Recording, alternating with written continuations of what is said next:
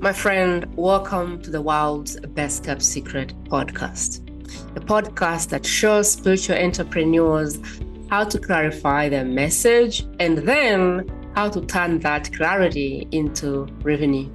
I'm your host, Prima Joe, a mentor and message expert since 2020. Whether you Hey there, my friend. Welcome to yet another episode of the Best Kept Secret podcast. And today we're going to talk about healing for healers. What about that? Just like every coach has a coach, every healer, sure, needs a healer. Somebody to hold space for you, somebody to expand your capacity even more. You've expanded, but at some point you need somebody to hold space for you so you can even go to your next level. And today we're going to talk about all things visibility, all things fear of being seen, all things really contracting your work as a healer. With me is a beautiful soul, Jenn Savage. And Jenn is really dedicated to helping the spiritual expert that doesn't feel quite savvy with all the internet, marketing, tech, and all of the things. So think about like a healer, like a therapist. Think about you that was doing really well before COVID. Think about the hands-on type of healer. Think about the acupuncture type of person. Think about you that really enjoyed helping people physically, in person, in your garage, wherever. And then COVID hit and everything started to be digital. And you're like, where do I start? What do I do? What is social media? Why do I even need to do this? Is this even right? Like ethically, you feel thrown off, and that is keeping you really, really, really small. You feel like you're not serving people. You feel like you're not doing your best work in the world. And that's kind of what we're going to talk about. Whatever it is that is keeping you from expanding your work and doing the work that you're here to do in a way that feels expansive enough for you. That's what we're going to talk about. That is Jenn Savage. Okay? If that's you, if you know somebody that needs this, pull that stool, pull that tea, share this link with them, and let's kind of have a conversation. Jenn, welcome to the show. I am so honored. I am so happy to be here. Thank you for having me. Very welcome. Tell us more about the work you do. As I try to go in and out of it, what is it that I may have left out that is so key to the work you do? I mean, I think you talked about COVID, right? And the online experience that's now available to us. And I think that like why is that important is because like a new world is being created, and part of that is a global audience rather than what used to be just our local. And that's not to say the local in-person experience for healers isn't important, because I think what we do in our communities and neighborhoods are. But for those of us who feel really called or feel like they have a big mission, or that they want to reach, 1 million subscribers or sell their book to 1 million people, we have to be thinking in a broader way. And that means creating a capacity, not only to understand how and where we're going to do that in terms of the system, but for our nervous system to be able to hold that next level of visibility. And really understanding the vulnerabilities of sharing our story on a bigger stage, and what that opens us up to, and just how we navigate that in a way that feels really authentic to who we are. Amazing. How long have you done this work? I've been in the healing field for more than 2 decades. So I've been doing hands-on body work, intuition, all of the spiritual counseling for a really long time. And then for me, the transition happened when I realized, I had two babies in a 3-year period. And I wanted to be able to be with them and not have to go into the office. So then I started studying, what is this online marketing thing? And how do I make that happen for myself? And so 16, 17 years later now, I've kind of married the the healing work with the spiritual business so that people can also not have to go into an office or be restricted by, you know, when people can come be with them in person. COVID came to help, but also kind of threw some of us back. But I think really what happened with COVID can be something we take and even just expand our work more instead of, always thinking, oh, that's too much. That's not for me. I don't know how to do it. I am not in this century and that century. I don't know where my computer is. I don't know where my things are. I can't open my windows. Like, hey, like we gotta pull you out of, I don't know where to open what. Like we gotta pull you out of that and get you really comfortable. This is my belief, Jenn, that if we can reduce the anxiety around social media, going live, putting our things out there, from even a 10 to like a 4, that people will do it. The problem And I is, think, yeah. I think what you're saying is so valid and important because I have this conversation over and over with all of my clients, which I'm sure is a familiar conversation for you as well. And it looks like a tech problem, right? It looks like I can't open my windows, but that's just what you said. It's the way that anxiety is manifesting. And it's like if we could just say, oh, it's not about social media, it's not about the computer, it's not about what I do or don't know in tech, it's that I'm actually afraid right now. And can we just stop for a moment and be really present with the fact that there is, again, the vulnerability of taking that next step and the resistance that shows up. And we sometimes call that anxiety. We sometimes call that ADD, non-focus, fuzzy brain. Like it shows up in all these ways. But if we could just like slow ourselves down enough to say, wow, I'm having a high sensory experience right now, and move into inquiry from that higher wisdom that we all carry to really be present with what's occurring, then we can mine that moment for gold. We can see how there's some part of us that's constricted and in fear, maybe a younger part of us that has, feels anxious, and we can bring love to that part of us.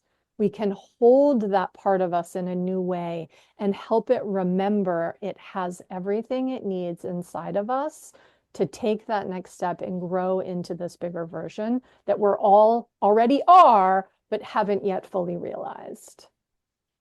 I really love your work, and I want to tell one 1 second story. I had a massive block around marketing, like around sending emails at one point. And I kid you not, Jenn, I couldn't send an email a day. Yeah. I always felt like this is pushy. This is too much. This is invasion of privacy. This is really pushy and salesy. I don't want to be emailing people every day. And I went on and I went on and I went on and I went on. And one day I had to face the fact that every day I don't send an email, that there is someone that risks dying with their message buried inside them. And I had to face that and say, okay, Prima, whoever helped me process this said, okay, Prima, this is going to be very simple for you. For every day, don't send an email. This is what you're doing. You're saying the one best kept secret has to stay secret for life. And I'm like, I was like, yeah, that's what you're doing. Every time and you what wake is so important, what's so important about that is you shifted it from what you're doing wrong to being in service to what the work is really calling from you, right? That shifts everything when we get out of ourself and we realize we really genuinely care about our clients. We want to show up and better the world through this work we do. That level of giving and service and showing up is actually a gift. So what a beautiful, that's so. I still get angst around that. Like he literally said, all right, Prima, I want you to think about your emailing system as every email you send is $100 bill. And you are going to like someone's door. They don't know that you're there. But every day when they sleep, you go there, you drop $100 and you leave. And then they wake up, they open their door and they go, woo, $100. And he said, every day when they sleep, I want you to think about your email as you're creeping in at their door, leaving $100 and leaving. And he said to me, would any part of that experience feel like this person who keeps leaving me $100, what do they want from me? And I was like, okay. Then Again, I that's was like, reframe. Yeah, that's so important. And what I love about this work is that that metaphor, that experience of that energetic gifting, right? That changed everything for you. oh, Even if it's still uncomfortable, you can be in the energy of abundance and flow and giving, and that changes that kind of hard thing that we still have to show up to do, right? We can bring a different energy to it, which will then get a different result. yeah. That was like a 10 for me. And then it moved like to like maybe a 3. You know, I still don't fancy the all this email and this email and this email, but I'm like, I will do it with love to just serve one more person from this email. May decide to share the message. It's all right. It's okay. It's fine. It's fine. And I'm like, yeah. Before we go on, I just want to say one more thing about this because I think it's important, right? Because there's also in the audience, people are going to be so overwhelmed to be like, I could never send an email every day, right? Yeah. And the point is, you don't have to. Mm. Like there is a number of emails that is right and aligned for you and your audience based on who that is and what your mission is. So if anyone is listening and feels overwhelmed by like, oh my God, I never would want to send an email every day, you don't have to. You have to be committed to sending the amount of communication that is in alignment and works with the people in your audience. And knowing those people and what your gift is such an important piece of this puzzle, right? Yeah. But also if we can look at it as, you know, dropping in to give them a hug, dropping in to drop some candy at the door. Like yeah, if you can energetically shift that and say, hey, who am I giving some $50? You know, who am I giving $100? It's a gift. You're a gift. You don't have to invite them to something all the time, but you can kind of say, hey, this is my thought for you. This is a meditation for today. This is something for today. You know, people go through a lot of things in their life, and really giving yourself an opportunity to be there and to kind of always keep them moving and keep them, you know, like it. And an email is like a small gift. You know, this is one line for you today. I am sending you love. I'm sending you positive to contemplate, to think, and it's your energy that is then, you know, it's like that, those words, that gift is from your heart, right? And that it's so beautiful to hold it that way. And so often it gets like the sales part of it makes it a little funky, you know? It's like, well, we can gift and still have a genuine ask at the end of it. If you have something that you're selling, people want to know about it. You know, it's like it's a gift to let them know. And like you said, not all of those emails are sales emails, but I feel like it just, there's so many hiccups along the way of like, first it's sending the email, and then what's the content of the email, and then what's that leading to? And every one of these sort of, you know, places along the way become grist for the spiritual mill, right? We get to see where our resistance is, where we still have work to do, where we haven't really metabolized all of our resistance. And then we get to be accountable, you know, talking about being a healer's healer. It's like, that's the work that's required of us. I always tell my clients, it's not about the email you send. It's not about the book you write. It's not about the program you launch. It's who you're becoming in the process, because you're showing up to make that possible. You know, it's like we externalize it as what we're doing, but it's who I'm becoming that's important. And meeting myself along the way, doing this work, expanding my capacity, that's the real gift. That's the real purpose. Doing the work that it wants to keep you small. Is how, what's the feeling around sending that email? Is it like, oh, really can't wait? Or is it like, another email? That's a different email landing in someone's inbox. But before we get ahead of Totally. ourselves, Jenny, like, I want to know about what happened for you. Like, what was that shift? Take us back and kind of tell us what happened for you. When did you decide, okay, I want to solve this problem, not just for me, but for all the healers? Like, I want to grab that story. I feel like we missed it. Absolutely. Yeah, absolutely. I think it's really important that I just go back and reference when I had my kiddos, right? So it's like here I was, a new mom. I Mm, was postpartum. I was like, I'm not going into the office every day because I have this new responsibility, which is pretty all-consuming. And then this mm, online marketing thing dropped into my world, right? I suddenly started realizing, oh, I could build an online business. And so I took some steps forward back in the day, if you had that welcome email or that welcome video on your website, it was like that was all the rage and that was your opt-in gift. And so I had this really, for me, it was the first time I ever invested a high amount of money into video production, a photographer, a makeup artist. Like I went all out and I had this experience of getting a video created for my website. And then I was housing it on YouTube mm, and thought it was set to private. Turns mhm. out it wasn't set to private, and whomever wanted to see it could see it, right? Mhm. And so I got the emails like, you have comments on your YouTube video in my inbox. And I'm like, what the heck is this? Right. And I was kind of like confused because I didn't know that they could even see it. How could they leave comments on it? And then I was devastated by the comments because it was two men attacking me pretty viciously, calling me derogatory names, saying that I was a crazy bitch. Who was this woman?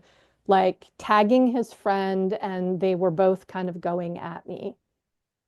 And at that point in my journey of being an online entrepreneur, I was so green and I was devastated by the ridicule, by the confirming that it was not safe for me to bring my message to the world. Like all of these unconscious stories that I was carrying were proved true by this experience, by these men Mm. attacking me. Wow, that And was bad. and it hit my system in a way that I completely shut down. I Mm, never posted that video for anyone to see. And I kind of like went into my little hidey hole. And then I realized the initiation and this witch wound that we talk about of mm, why women are afraid to share their voice, how the world mm, can be really cruel, and especially for people who aren't in a spiritual space, who understand energy, who are on a healing path. Like it's a different language we're speaking. mm, It opens up the hater. It's like, fodder for the haters. And so it became an initiation for me to realize, oh, all of this occurred so that I could take that unconscious belief that was holding me back, bring it and put it on the table in front of me and start examining, is it true? And it is true because I have evidence of it, but also not true because those men who made those comments are not my audience. They're not mm, the people I'm here to help, right? So that was like a really deep, kind of exaggerated example of fast forward all these years, conversations I have with women who have unregulated nervous systems, who have mm, fear about being attacked or using their voice or seeming crazy and I'm like, yeah, I've been there. I've walked through it. I understand, darkness throws stones. It's what it does, right? If there's mm, light in the world, somebody is going to throw a stone. And I'm okay now because my tree trunk, the essence of me, the embodiment of me can handle a few stones being thrown now. Whereas 15 years ago, it felt devastating to me. So that was really my journey over the course of, I would say, a good 10 years of healing my mm, own trauma, doing a deeper level of work, really understanding online spaces, but also the inner workings of those sensitive souls who are trying to figure out how to show up in a new way and do their work. So that was a pivotal moment for me in this journey. And imagine, let's talk about the system. How do I move from, I don't know where my pattern is. I am no longer young. I am no longer beautiful. Whatever the thing is, I have a bad voice. I have bad hair. I don't know, whatever the thing is. Right. Yeah. I The not cannot, enoughness. I Yeah. cannot share my message. I can't be on camera. You know what? Because I'm camera shy or I'm camera tip, whatever the reason is. Let's talk about the process of walking through whatever that is, your signature process. I'd love for you to share it in a few minutes. Like, let's talk through this. How do I walk through whatever the baggage is that is really making visibility seem like a monster, yet that's the conduit through which I am meant to share my message. It's like you're pregnant, but you're scared to death for labor. Give birth. But without the labor, that the baby has to come out somehow. And so I love that metaphor. Yeah, because it's like it's going to be messy.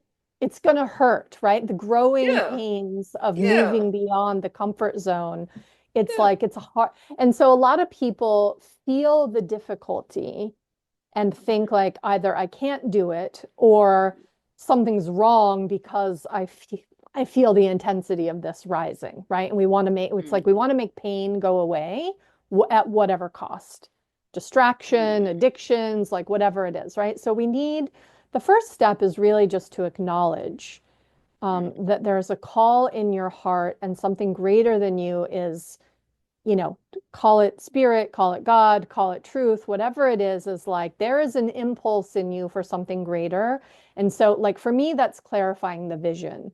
It's yes, there's something here. And I'm committed to it. This is my responsibility. This is my work. And as I move towards that, I'm going to hit resistance. So again, going back to what I said in the beginning of our conversation of like, we have to slow down enough to really see what's going on and discern that internal truth and then all the lies that our mind and it's like all the lies that are being told, the story we're telling ourselves, the excuses we have, all, and cultivating enough presence to be able to say yes and. Even though I feel afraid, there is something true and powerful that wants to come through me. Even though I have no idea how it's happening, my commitment is such, right? And so it's learning to live in the paradox of that negative voice might not ever go away, but there is a way to unhook our system, our nervous system experience of that fear, resistance into a state of rest where we can build trust, stop betraying ourselves, and actually take action on the thing that's required to move us forward. I love it. I like to say that people have a choice to choose their pain. There's a pain of expansion, a piece of getting to a place of, so there's this pain of getting to a place of peace with the vision on your life, the calling on your life, and it's big and bigger and bigger. And so there is the unknown, there is this territory you have to expand into, and this keeps calling, and it keeps calling, and it keeps calling.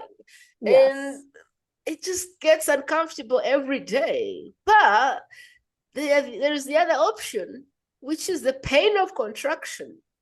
You can choose to just stay small in your small dream, and one day you will outgrow the smallness, and now it will feel like a shoe that doesn't fit anymore, and you begin limping because it's painful to stay small as well, because your foot is meant to grow. There is a stage in life where the foot is growing, so you really can't stay in a size 4.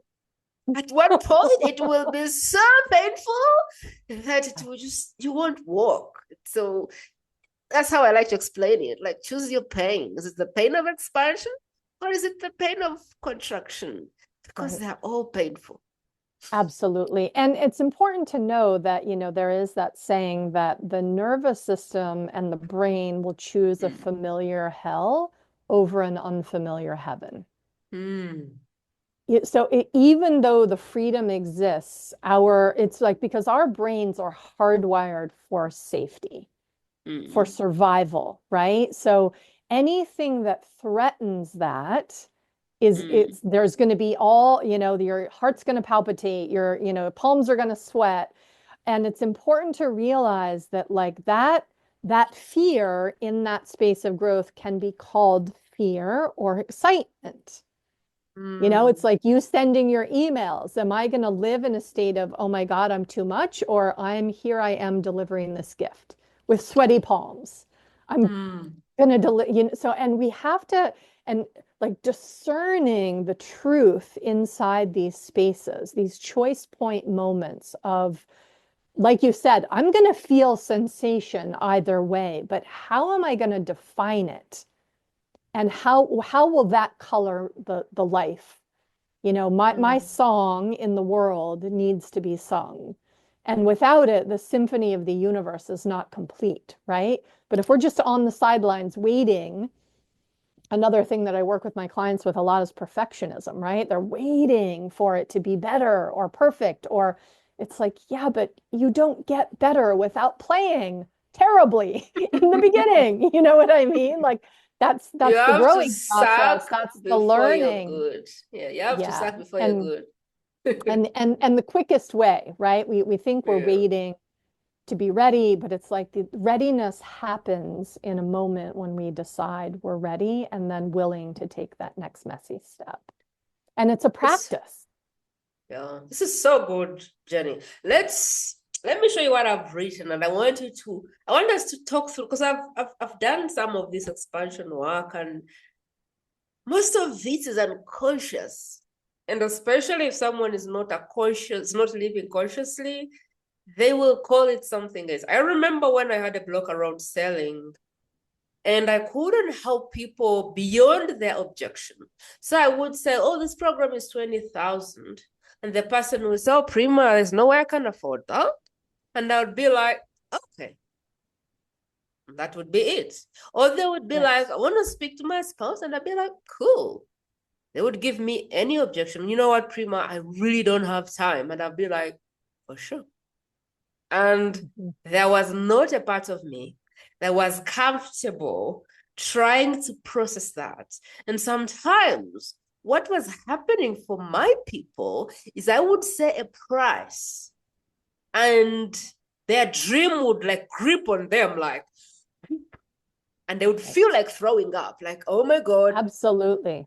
This baby could finally come out. Like, if I commit at this level, if I play at this level, I could give birth to this baby. And I'd be like, no, it's too hard. I don't know. And they would be like, Prima, I don't have time. Oh, I don't have the money. And I would see the angst and I'd be like, I do not want to make this person more comfortable than they already are. And I would let people go. And I did that until one day I understood that I had my own block around the discomfort into someone's dream or mission or whatever the thing put the dream inside of them. Yeah.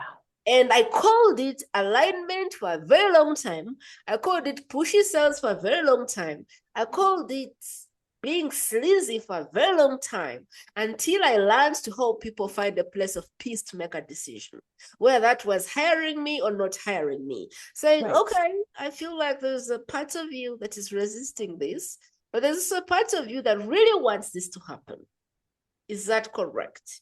And they say, absolutely. And I go, all right, what if I was to hold space for you and you would drop the anxiety and come to a place of peace where you can say, yes, Prima, or no, let's not do it. Would that be valuable? And people were like, yes, please, because I feel like throwing up.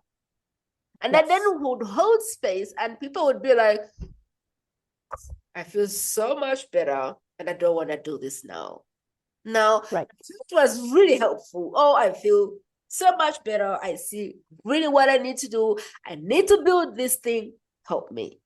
Until Exactly. I dropped that block, I wasn't able to hold that space. And Right. so I want to speak through what are some of the things that might be blocks, but we see them as something else. Because I don't know who said this quote, until you make the unconscious conscious, it will drive your life, your decisions, and you will call it fate. So me, I like to say that until we bring these blocks to the surface, you may call them alignment, you may call them something else, and they will drive your fate. Right. Until you bring them to the surface, go through them, and then decide that I'm making this decision from my highest place and I don't want to do it or I want to do it. So walk me through, when is it a block versus when is it an alignment issue? I love this question. It's like we have to have discernment between these things, Yes, right? And it's yes. so hard to know. And for me, I always use the metaphor of like who's in the driver's seat of the bus, right? Like if my authentic, sovereign, higher self, adult version of Jenn isn't driving the bus and some anxious, teenage, rebellious part of me is, because we all have these parts, then the answer or the action is not going to be coming from alignment, right? And as you were speaking, it's like in order to invest, let's just use this as an example, at a $20,000 level, an identity death is going to be required because who you are playing in that container with you is going to be different than the smallness that's making the decisions in your life right now, right? So there's an identity death. Like nobody wants to talk about the death you have to die in order to become. That's the messy laboring, right? It's the butterfly that goes into the cocoon that, or the caterpillar that goes into the cocoon, becomes absolute goo before it reforms itself and becomes the butterfly and then has to push outside to build the wings so that it can fly, right? It's like there is a process, a transformational process. So knowing where the person is in that journey is very helpful, but also understanding that as a healer, as a coach, you can't ask somebody to do something you haven't done yourself. Like you said, you weren't making those sales because you were getting the no's because you had to use that as a moment for your own growth, right? The same way on the other side, the client has to be willing to do their own work to come into alignment and let go of the smallness to get themselves the driver's seat of their life, in the driver's seat of their life, that higher version of themselves. And we have to know who we're talking to because this is why trauma-informed work is so important to me. If something I'm doing is activating my client into a trauma response and they're not responding to me, but they start reacting, my work is to get them back into their center so that we can actually move forward together, right? So for me, it's that deep sacred holding and inquiry into all of these parts get to have a say. Let's talk to the anxious one. Let's talk to the fearful one. Let's talk to the one that's absolutely certain this is the worst idea you could ever do because it needs to protect you and keep you safe, right? And once all of those parts of you have a voice, that they know that they're valued, that they get to be seen, the whole nervous system starts relaxing, and then it makes it easier to actually move into making that hard, scary decision we know is actually creating a breakthrough, not part of a breakdown. Ooh, I love this. Oh, I love this so much. Let's talk about, like, I'll read for you what I've seen and you can kind of add. I have seen blogs around invitations. I can't sell publicly, privately. I feel like I'm taking from people.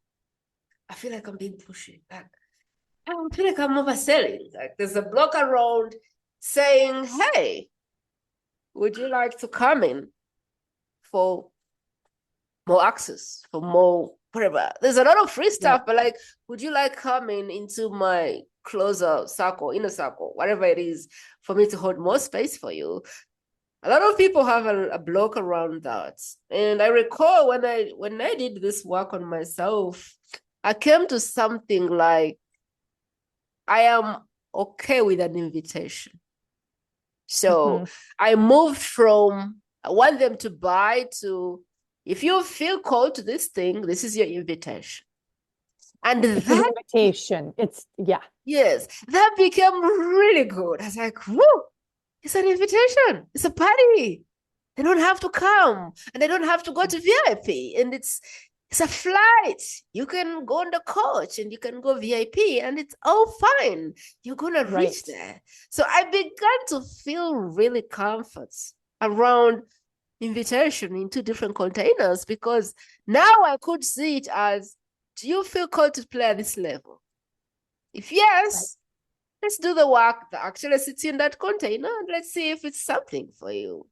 Blocks around marketing, which is the first thing you said, like fear of visibility. I have had people have like fear of going live, which is the thing you heard, like, I can't go live because, I'm like, you can't go live because what? Because, and I'm like, okay, what about writing content? And I'm like, is there something that needs to go? Because somehow we have to communicate. You can't go live. Okay, you don't want to go live. Maybe let's say that's out of alignment. But then, can you go on a podcast?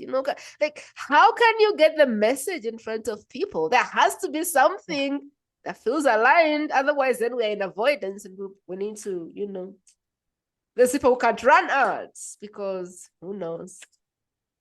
I have seen people who have a lot of things, and I have walked through a lot of things. But for me, the most dangerous blocks I have had have been blocks that seemed like, well, that's not for me. That's Right. not aligned. Why? Because I got angst around it. Is it not aligned, or is it I am scared to step into the Resistance. level of, is Exactly. it resistance or is it alignment? And I want you to kind of, if someone, whoever is listening, I want you to kind of sit with yourself and allow yourself to discern, is this alignment or is it resistance that is going to keep me small? But let me hand over to Jenny. I want to kind of get her opinion around, I'm feeling resistance versus this is not in calibration with my true self, and that's why I don't like it. Help me there, because I get people who have confused these, and they continue to keep themselves small because it's not aligned. And I'm like, well, is it not aligned, or are we resisting it? Help me there. I think this is a really important question. And before I go into that, and remind me to come back to it if I get distracted by my point, because as you were speaking, one of the things that came up for me and like the roots of scarcity is where all of this comes from, right? We all have scarcity in our family lineages, in our history, in our lived experience. So that's a piece of consciousness that needs to be addressed. And in that, going back to asking for the sales and how you really reframed like, oh, it's an invitation for them to play with me. So many healers, and I'm just going to speak to that group of people because coaches, healers, highly sensitive people, spiritually aware, they're my market. They're the people I know. They're givers. They can give away free things all day long, and they don't ask for anything because they are terrible receivers. It's really having to expand our capacity to have what we want and to open more deeply to receive what is rightfully ours. And scarcity says it's for other people. It's not for me. Right? So getting to the root of, like, when somebody gives you a compliment, if I just say to you, oh my God, you are so beautiful. I love your energy. I think you're so gorgeous. I'm so happy to spend this time with you today. It's like, does that land in your system when you're like, oh, heck yeah, thank you. So grateful to be here with you. Or do you feel, oh, I can't even let a compliment come in, Mm. right? So how can we ask for $20,000 when we can't even receive a compliment from a stranger in the store telling us we have a beautiful smile? When the unworthiness is tangled up in our receivability. You know, so it's like, again, there are so many layers to this conversation that we're having. And at the root, as women, as healers, the poverty of artists and spiritual people, it's like we are working through massive, global, collective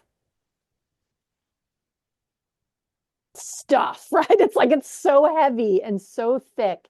It's not just about us, but every time one woman frees herself into financial sovereignty, when one spiritual person says, I am worthy of what true abundance in my life is, then it starts loosening this net of darkness that shrouds all of us so that humanity can be free, right? And we do that by addressing it inside of our own hearts and our own lives. So for me, that is a huge piece of the work I do. You can't sell stuff if you can't receive stuff. So it's always looking at receivership. I have never seen it as you have an incredible ability to give.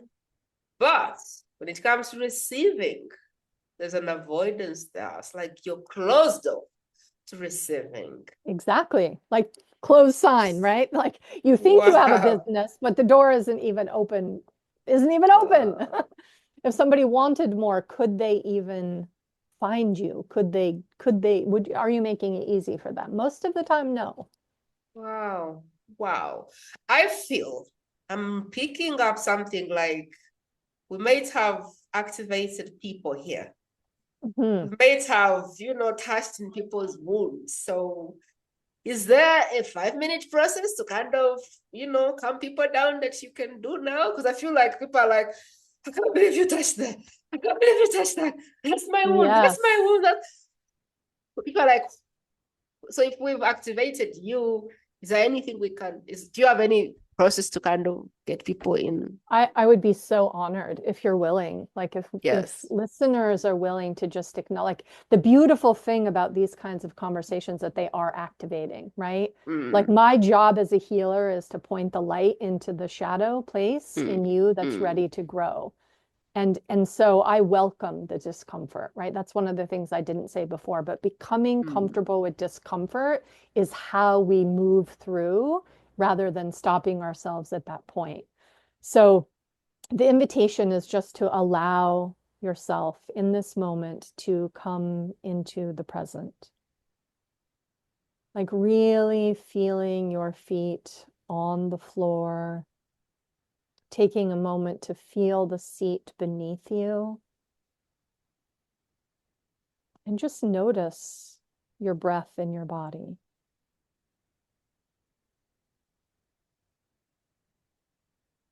If there has been an activation, you might feel some tightness or your heart racing, or it might, a little tightness in your belly, and it might be hard to get your breath in. Whatever is here in this moment is perfect and welcome. The body is the doorway to the highest wisdom wanting to be born through you. And when we learn to slow down and get out of our minds and out of our stories and drop down into our hearts and our bodies, the real work can begin. So we activate the higher self, that part of you that when it is in the driver's seat is discerning and always serving your highest good. We just invite it to show itself to you in this moment right now. See if you can feel into the places that are being held deeply by this sacred element of who you are. And that whatever is activated is here to be seen, to be held, and to be loved back into a state of wholeness.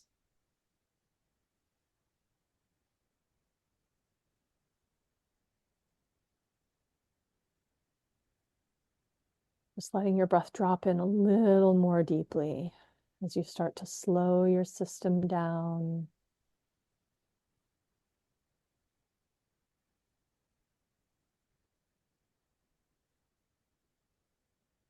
And really honor that sensation in your body or that memory that's rising to the surface. A voice that might be repeating again and again to get your attention.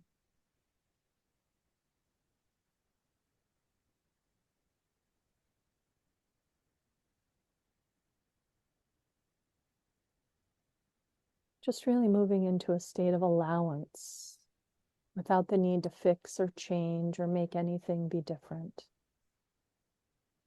Just deeply honoring everything that brought you to this moment and the wisdom in all that wants to be revealed as you move forward.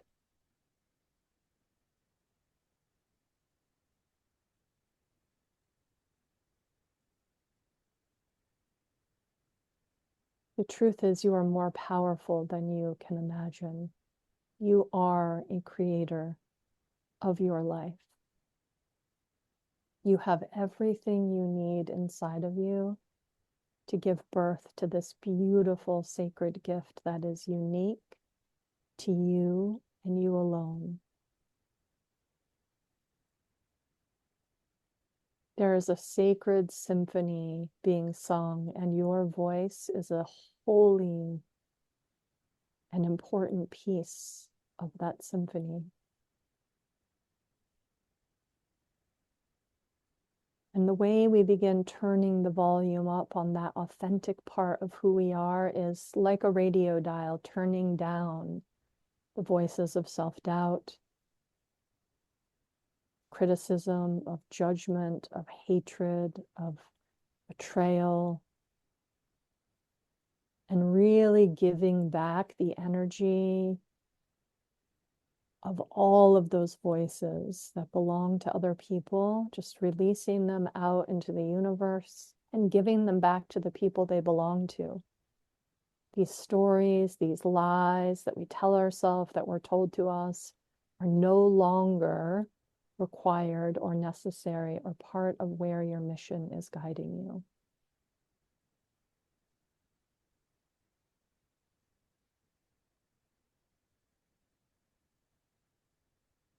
And allowing yourself to take another nice deep breath in, knowing that this is a very brief taste, but that you can come back and listen again, that there are resources to support you in your life that will show up in perfect time and be exactly what you need. Taking a moment to give thanks and gratitude for whatever showed up, for whatever insight or wisdom you might have received, and also really acknowledging yourself for having the courage to show up for the miracle that is your life, that thing that is calling you forward into greatness.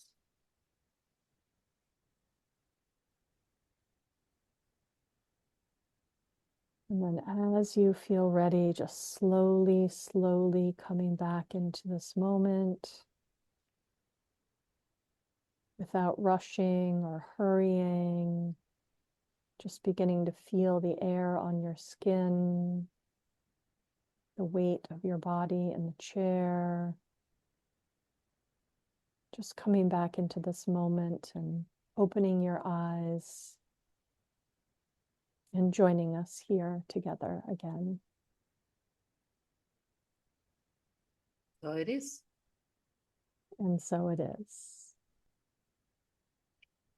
Thank you, Jenny. If the person listening is going, oh my God, I definitely want to learn more from Jenny, well, where should they go? Yeah, so it's really easy. It's Jenn with 2 N's, savage.com. Just my website is full of information, and there will be some guided meditations and things for them to take next steps forward.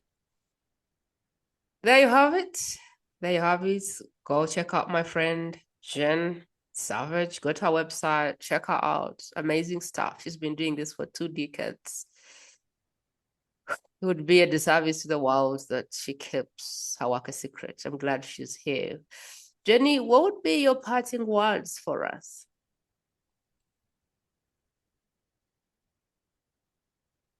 What's coming to me right now is just trust yourself.